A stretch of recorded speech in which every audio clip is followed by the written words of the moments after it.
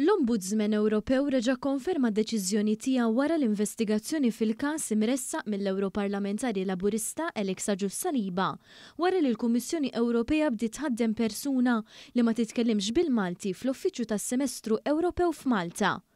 L-Ombudsman kien qabel ma talba ta' Saliba rrakkomanda li l-Kummissjoni terġa' tibda l-proċess tal-għażla.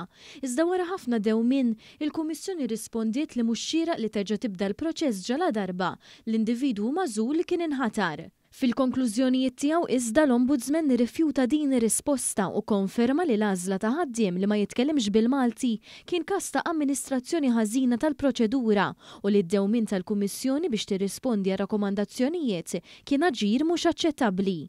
Fi stqarrija Saliba li għadu kemm reġa' ġie elett fil-Parlament Ewropew qal li din id-deċiżjoni turi biċ-ċar li l-firxa wiesa ta' poter tal-Kummissjoni Ewropea tista' titrażżan u se jħares il quddiem biex ikompli bil-ħidma biex jiżgura li l-operat tal-Kummissjoni ma jkunx ta' detriment għall-identità Maltija.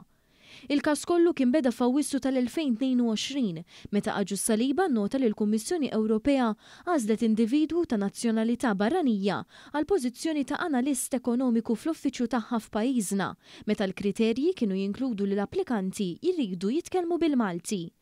Il-Kummissjoni Ewropea argumentat li l-kandidat magħżul li ġej mill-Latvja qed iwettaq xogħlu b'suċċess u beda jitgħallem il-Malti. Minkejja dan Saliba tenna li fil-waqt li m'għandu l-ebda dubju dwar l-abiltajiet professjonali tal-persuna, il-Kummissjoni qatt ma tħalli li kandidati magħżula iwettqu xogħolhom bl-Ingliż fil-pajjiżi rispettivi u għaldaqstant mhux ġust li bħala Maltin niġu kastigati minħabba l-ħila tagħna li nitkellmu lingwa oħra barra l-Malti. Saliba nnota li dan il-każ kien konfront żgħir fit-taqbida biex inħarsu l-identità tagħna għax jagħmel parti minn katina ta' azzjonijiet simili li kollettivament iwasslu biss biex jitnaffru il-lingwa u l-kultura Maltija.